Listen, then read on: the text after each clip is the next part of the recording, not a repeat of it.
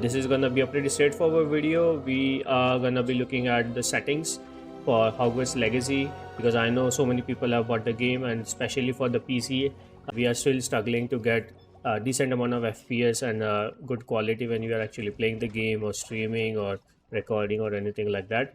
So we are gonna be looking at the settings which you should be actually using. So by default, when you are coming and running the game for the first time, the game is gonna give you certain kind of settings. Now I have like just played around different settings, but we are gonna go one by one through the display settings. So we don't really have a separate full screen option. It is just gonna be windowed full screen, and this is, I think, the one which you should be using. This is my monitor which I'm playing it on, and if you see, we have all these options on because I have my upscaling type to none, but I would recommend you guys to even try out all these different things. But the main two upscaling types which I'm gonna recommend you is gonna be NVIDIA DLSS. What that does is, if I'm playing it on 2K, it is gonna setting the resolution to kind of lower than that, and that is gonna be upscaling it to my 2K resolution in game, so that it looks like we are playing on 2K, but the game is going to be rendering it at a lower resolution, which in returns are going to give us a bit more FPS, and we can set this to NVIDIA DLSS quality. Over here you have this upscale sharpening. This is more like personal preference again, because if you go all the way up to 1, it is gonna give you some sort of too sharp. As you can see over here on his scarf, muffler, whatever you want, it's too sharp. You can see on his specs as well, it's too sharp. So you can actually play around with it and see what you want.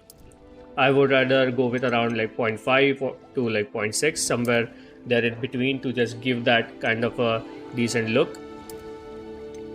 And you can even go ahead and try with AMD FSR2. It doesn't matter which GPU you have, you are gonna still get the option to use an AMD FSR2. So with AMD FSR2, I think the upscaling is pretty good compared to NVIDIA DLSS, but yes, that is again to your preferences, which you can go and do as you wish. So coming on to NVIDIA Reflex Low Latency, if you have a GPU which is stronger than your CPU, so you're gonna go and put it on plus boost. But if you have a CPU which is kind of in the same league with your GPU, I'm using a 5800X with 3080, so I'm gonna leave it on. So on plus boost if you have a older GPU. But yes, and VSync always should be off. It is just gonna be killing your system for no good reason. You're not gonna get anything out of it. So coming to the frame rate, this is completely up to you. You can keep it on 60, which is by default, but you can again go ahead and select any sort of FPS you want, but I have set it to my monitor's resolution. You can go ahead and keep it on 60 as well. And coming down over here, depth of field, motion blur, chromatic film gain, everything you can turn everything off, but I feel like depth of field is kind of giving your game a nice feel to it, because you have so many good scenarios where you're flying around the game. So I think this is gonna give a really good visual experience to you, so I'm gonna leave it on. So moving on, select GPU, this is obviously gonna be just 0, your default graphics card. So moving on to here, now I have it on custom, but when I started the game for the first time, it was set to ultra. For some reason everything was on ultra, which you should not be having. If we go to effects quality here, if you go to ultra, you'll see slight differences when it comes to around the floors, which is gonna be some sort of ambient occlusion or some kind of things, but you don't really see a difference when you're going from low, medium to high, so I'm gonna leave it at high. Material quality, we can leave that one as well on high, because this again is gonna impact a lot on your GPU. So when we come to fog quality, this is something which is not really needed, I would say, because this is completely based on having all those volumetric fogs and volumetric skies all over the game, which is gonna be very GPU intensive. So this is something which is gonna be eating up a lot of your FPS, I would go ahead and turn it down to low. Same thing with the sky quality, because after turning these two things to low, you can really see the game being much more clearer when you're going around and exploring the game as well. Then coming down to foliage quality, I would say keep it on high depending on the kind of GPU you have, because this is gonna be giving a really good look to the environment. We have so many trees and mountains and everything, so this is gonna give a nice look and feel to how your game looks like.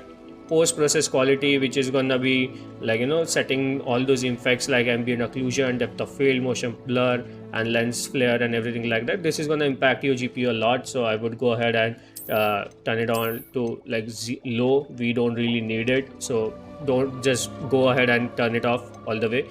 Shadow quality, you can go ahead and leave it on low or medium depending on, again, on your GPU, but with medium I think it gives a really good vibe to it without even, like, you know, killing your game look and feel. And then going down, texture quality, we had material quality up here. Don't mistake this with this. This is gonna be how your textures on the character looks like. So yes, for texture quality, again, this is gonna be completely dependent on how much VRAM you have. It does not matter if you have an old GPU or a new GPU. It's mostly about how much VRAM space you have on your GPU. If you have a GPU with enough VRAM and you think your GPU can handle it, so you can go ahead and leave it on high. Moving on to view distance quality, this is something which is gonna be kind of needed in some places, because this is again a game, a storytelling game, RPG game, where you sometimes you want to see the mountains, sometimes you want to see the scenery and be able to see all those things. So I'll leave it on high because this is an experience which I think you should be having. So moving on from there to population quality, I have set it to medium. You can go ahead and test it out with, because this is completely GPU intensive. The population quality is gonna be affecting taking up the CPU. It has nothing to do with your GPU. So you can go ahead and test it out. Whatever works for you, you can go ahead and test. I have kept it on medium for my settings. Coming down, ray tracing, all the ray tracing I have turned it off over here. The reason for that is, as the game is right now, ray tracing does not really do much. Like, it is not there yet in terms of quality and optimization of all those things. So I would say for now I have kept everything off. You can maybe when the further patch comes out, you can go ahead and change these things as well. But yes, those are the settings you should be using to get maximum output from your PC. You can go ahead and tweak through all these settings on your own conveniences, what you like, what you feel like is I need or I don't need, because so many people are not gonna be caring much about getting foliages as well, or they want the sky quality to be very good. So these are a few things which you can go ahead and see what works best for you. If you found the video to be helpful, don't forget to like the video and comment down below. Let me know what settings works best for you, and don't forget to subscribe to the channel, and I'll see you guys in the next video.